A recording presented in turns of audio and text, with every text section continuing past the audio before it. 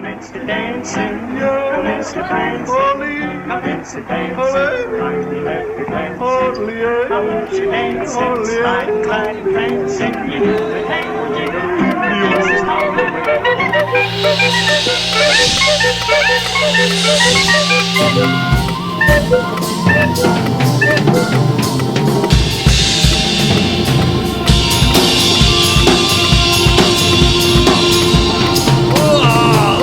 cacophony!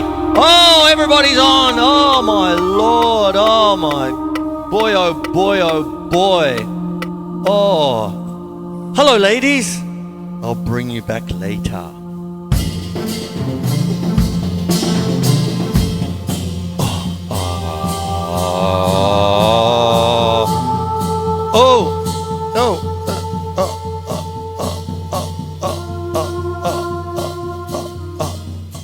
Hello, my name's, as I said before, Chris Quinlan, Melbourne Musos, Facebook Live with yet another installment. I think this is going to be show 911. I need to lay down. What I'm going to do tonight is a little thing about mixed sticking. I've done that already. You've got your Paradiddles, the kings of mixed sticking, and the kings who played mixed sticking in the 70s was Billy Cobham with the Mahavishnu Orchestra and Steve Gadd with Chick Corea, the Leprechaun. I am the Leprechaun. Now, I'll quickly go into that with, and taking the triggers out for a second. I'll get into the triggers because I'm going to do another thing tonight called Timbre. Sounds like it's spelt, looks like it's Timbre. But anyway, what I'm going to do now is going to play a basic rock bit. I might put the metronome, I've got it at 135 for a reason, which you will see later when I do my extra business. There it is there. Now,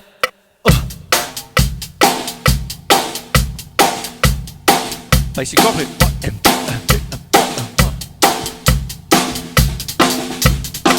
Paradiddle.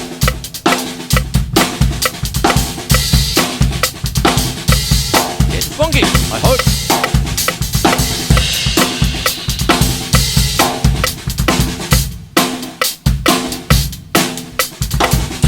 There it is. Okay. Now, when you're doing mixed sticking like that, what you've got is 4 types of paradiddles. I'll get them out of the way very quickly. You've got your single paradiddle, right, left, right, right, left, right, left, left, right, left, right, right, left, right, left, left. Reverse paradiddle, right, right, left, right, left, left, right, left, right, right, left, right, left, left, right, left. Outwards, right, left, right, left, left, right, left, right, right, left, right, left, left, right, left, right, right. And then the inwards, right, left, left, right, left, right, right, left, right, left, left, right, left, right, right, left. I did it quickly because I did it the other week. Okay, I'm going to take it to the next step. And what happens is that when you go to 2 different surfaces, like I did then, or if I do it here,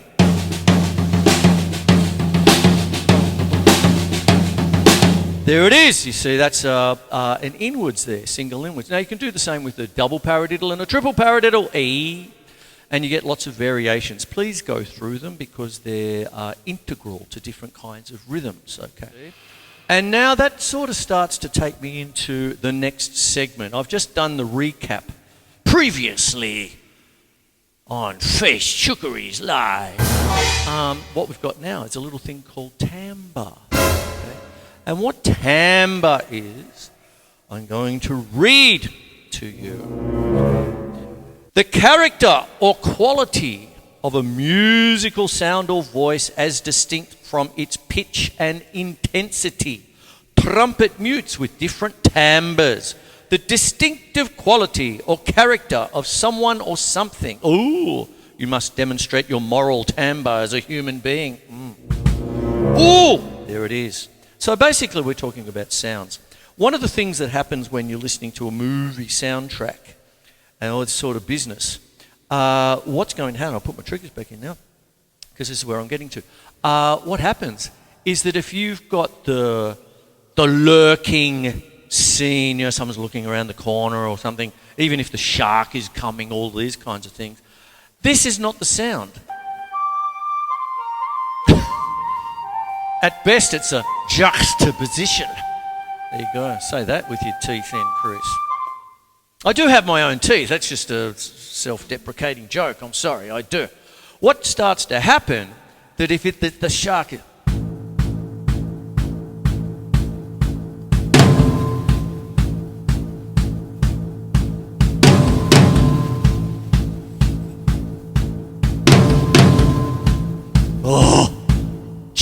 chomp, Meg 27, or whatever it is. What are they up to now? Meg 2, Saw 10. How many sequels do we need of one thing? Have you run out of ideas? I mean, God help me out. Yeah. Oh, sorry about that. Melbourne Musos. We'll be right back with show 911. Paradiddles again. Just when it was safe to get back to channel 31. Sorry.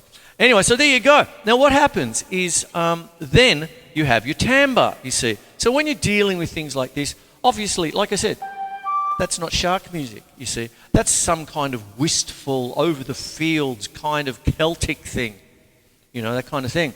And what I've got here is I'm going to now split off into two different areas here. I'm going to first of all talk about the timbre, the sound, and then I'm going to talk about the notes that I'm using, the scale. Okay. So therefore, the timbre that I'm using right now, okay, is my pizzicato cello. Okay, so there it is there. Now, when we're talking about sound, I'm using sticks, okay, things you hit drums with.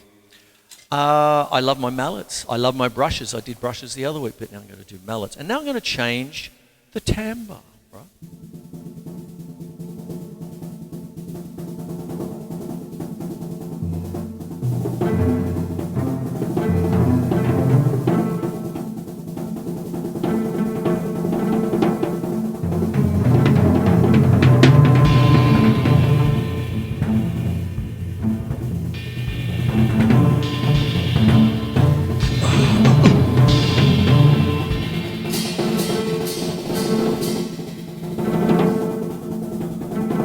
Now, do you notice that I was doing all mixed sticking here?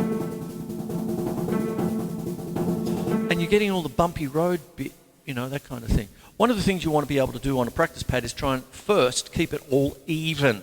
Everything even, okay, no accents whatsoever. But mixed sticking has its own inherent quality and tone and sound, you see. So if I'm just going to do a single stroke roll, no worries.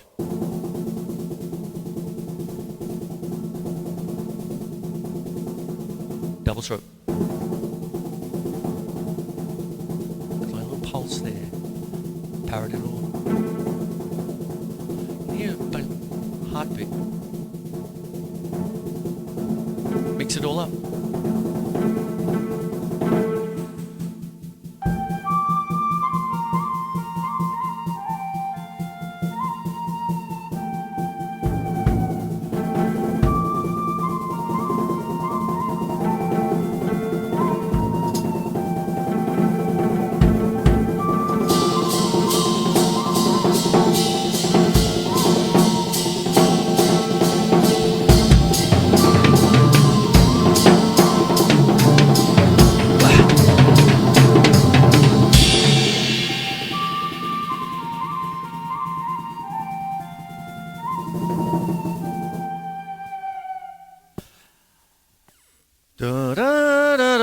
Swimming along, boom, boom, boom. That's exactly Jaws. Oh, I'm having a swim in the nutty. Oh, I'm wonderful. Oh, yeah, skinny dipping. Chomp, chomp. Oh! Opening scene to Jaws. And there you have it. John Williams did that score. Okay, that's called subtext, you see. And what happens is with the timbre, you're getting the sound of the cellos going ram, ram, and all that. And then what happens is when you change the sound somewhat, all of a sudden things change with it. And what goes on is I could change it to something like the little Indian bansuri pad, little bansuri flute, which Ian Anderson of Jethro Tull absolutely loves. Can you see that I'm still doing the mixed sticking? But now it's more like fantasy. It's like, you know, a dream sequence.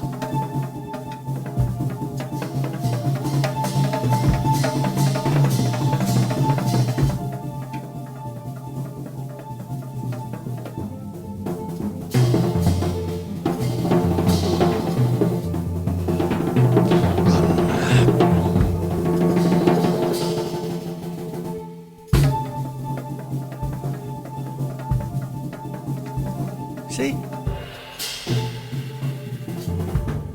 There it is there, you see. And that just all the different sounds. And I've got a whole catalogue of sounds here. Wonderful, through the triggers and all this biz. And there you have it. Now, I'm going to go to the next step now, okay? The scale that I'm using. Last week was the lesson with the whole tone scale. I hope you got something out of that. Every time I think of the whole tone scale, it's a bit of a tip of the hat to Claude Debussy. As I said last week, a contemporary of Igor Stravinsky. And I love all that. It just makes me think of the sea, La Mer. Go check it out. Oh, it's wonderful stuff. The whole tone. There you go. That was last week's lesson. Continuity, I tells you, Chris. This is the harmonic minor scale. Oh, what have we got here? Okay, so I'll just say it this time. Harmonic minor scale. Thank you very much. There you go. Oi! According to Wikipedia, oh, hello. the harmonic... Oh, sorry, Siri. I thought I was going to let you go. I pressed your wrong buttons. Story of my life. In music theory, the minor scale has 3 scale patterns. The natural minor scale, or Aeolian mode, the harmonic minor scale, and the melodic minor scale, ascending or descending, depending, mirroring this major scale with its harmonic and melodic forms. I'm just going to go straight to the harmonic scale now. Harmonic minor scale. The harmonic minor scale, or Aeolian sharp 7 scale, if you want to get fiddly, is a musical scale derived from the natural minor scale with the minor 7th degree raised by 1 semitone, 1 fret, to a major 7th, creating an augmented second between the 6th and 7th degrees. Wow. 1, 2, flat 3, 4, 5, flat 6, 7, 8. I'm going to do a little underlay there. Underlay. A harmonic minor scale can be built by lowering the 3rd and 6th degrees of the parallel major scale by 1 semitone. Because of this construction, the 7th degree of the harmonic scale functions as a leading tone to the tonic because it is a semitone lower than the tonic, rather than the whole tone lower than the tonic, as it is in natural minor scales. Yes, money penny. The intervals between the notes of a harmonic minor scale follow the sequence below. Whole, half, whole, half, augmented second half. That was rather dramatic, Chris. Bloody hell. Okay, we've got all the usual characters here in the different thing. There we have. We've got Mozart, Beethoven, we've got Schubert, all this sort of business. But one of the things that I'd like to take you through here is one little paragraph which I think you'll all find quite interesting. In popular music, examples of songs in harmonic minor include Katy B's Easy Please Me, Bobby Brown's My Prerogative, and Jasmine Sullivan's Bust Your Windows. The scale also had a notable influence on heavy metal, spawning a subgenre known as neoclassical metal, better known as bark rock. Where's my little bark? Hello, Marley over there. How you going, sweetie? Oh, he's asleep. My little Jacques often barks. Here we go. Neoclassical metal with guitarists such as Yngwie Malmsteen, before him Richie Blackmore and Randy Rhoads, employing it in their music. There you are.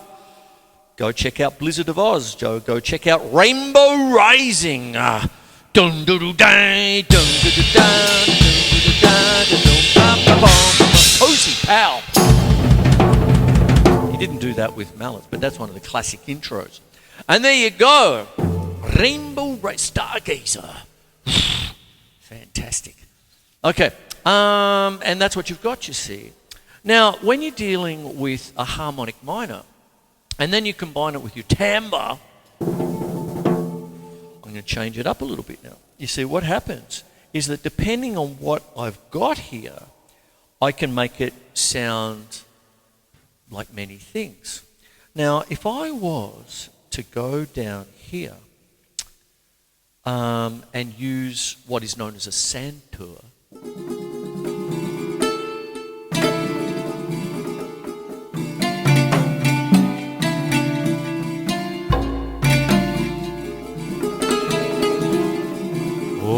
Arabian Nights now.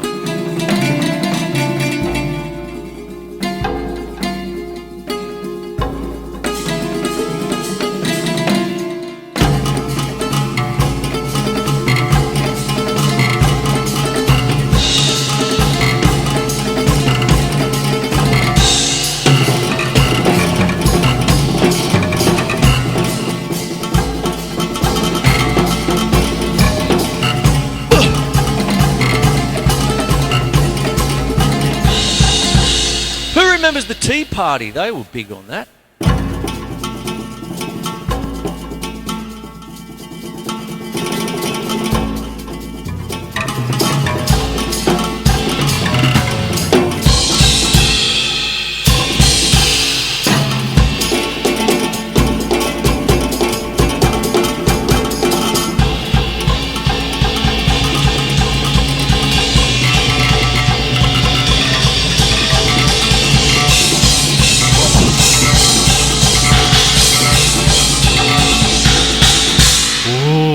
Go. So that could be some kind of spy thriller, you know.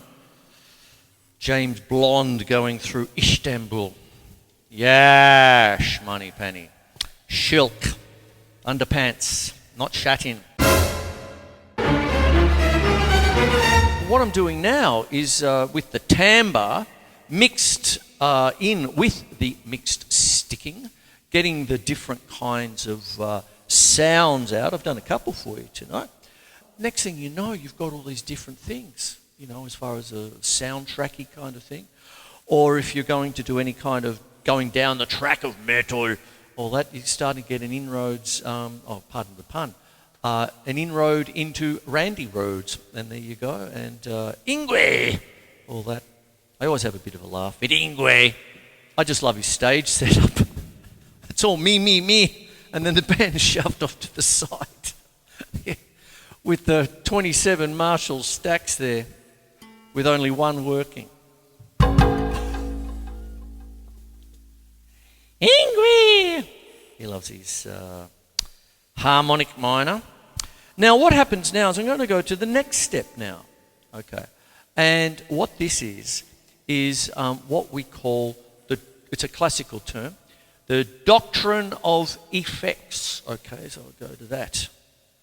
Doctrine of the Affectations, Theory of Musical Aesthetics, widely accepted by late Baroque theorists and composers. We're in the time of Baroque music. No one's getting paid. And that embraced, another oldie but goodie, that embraced the proposition that music is capable of arousing a variety of specific emotions within the listener. This is exactly what I'm talking about.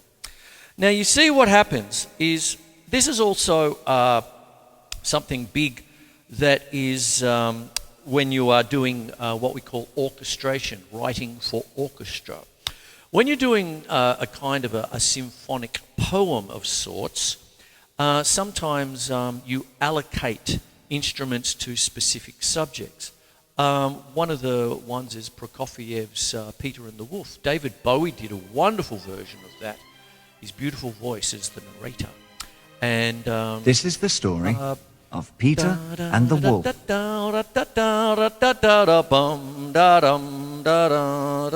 Sounds a lot like ding dong, the witch is dead, the witch is dead. Oh, it's wonderful stuff. And the fox gets the flute, and someone else gets the strings, and somebody else gets this, and all this business. Now, what starts to happen with your Doctrine of Effects, you can make this humble harmonic minor scale that all the wig-wearing classical composers like Johann Sebastian Bach would play. Because what would happen sometimes if you didn't raise the seventh, this is a bit of a musical theory thing, what starts to happen is that with your modal music, the natural minor scale is the Aeolian mode. And what starts to happen is that if you do that, there's a kind of a tendency to lend itself back to finishing on C. You know, the home major scale, the Aeolian mode, the natural minor is built from the sixth step of the major scale. I'm not going too fast, I know. And what goes on is that if you raise the seventh, as I said before, the sharpened seventh is a leading note to the tonic. There you go. You see, and it works itself out. It's great for choirs. When you're listening to Bach, you're hearing a lot of the harmonic minor, all that sort of stuff. If you're listening to Jethro Tull, check out Boré from the Stand Up album, 1968. I should have brought it in and put it up, but I'll stick it there. I've got the vinyl. You open it up and the boys come up. It's like one of the good old vinyl things. There you go. And what happens is that leading note lends itself to resolving the piece of music that you're writing in a minor key. But what happens is with the Doctrine effects, as you can hear, I'm just using a centur.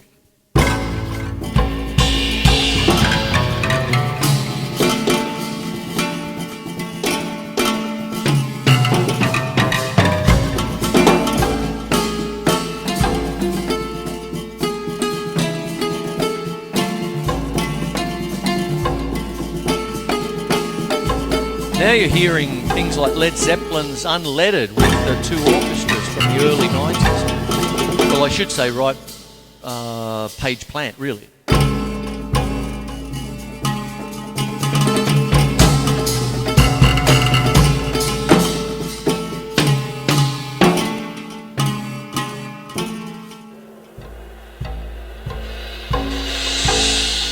There it is there. Now, that's all very Middle Eastern and all that, and topical, I suppose, at the moment for all the wrong, awful reasons.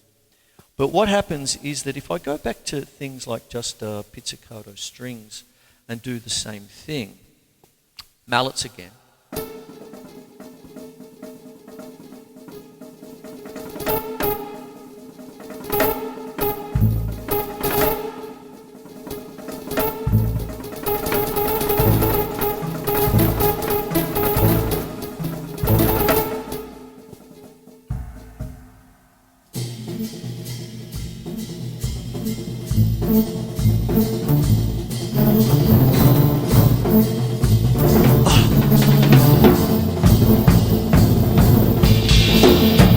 Starts to sound a little bit different, you see. And if I put different things in, you start to get the subtext. I'll start to wrap the show up now.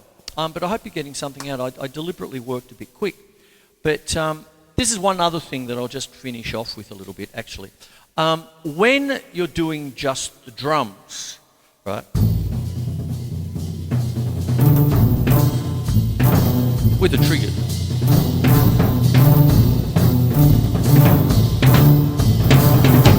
that's one thing. But when you're doing things like the snare drum with sticks,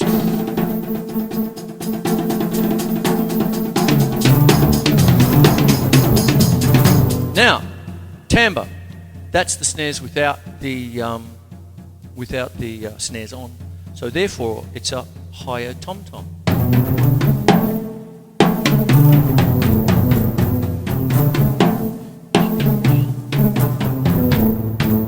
There you go, put it on. Now you're in an army film.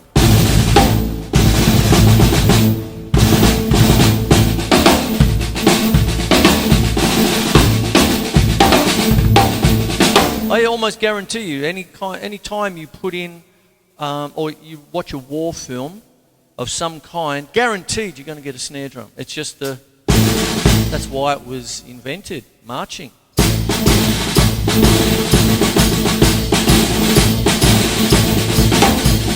There it is. Oh, I better get a wriggle on here. There's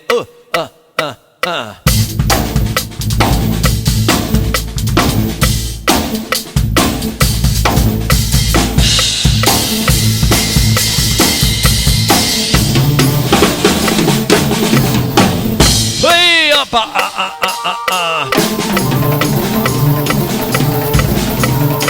Jumbo, jumbo, jumbo, jumbo.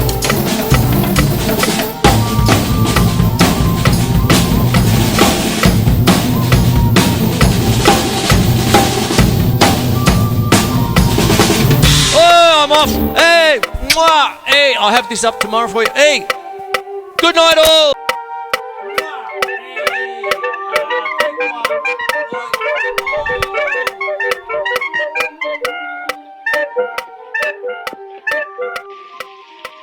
Well, here's another nice mess you've gotten me into.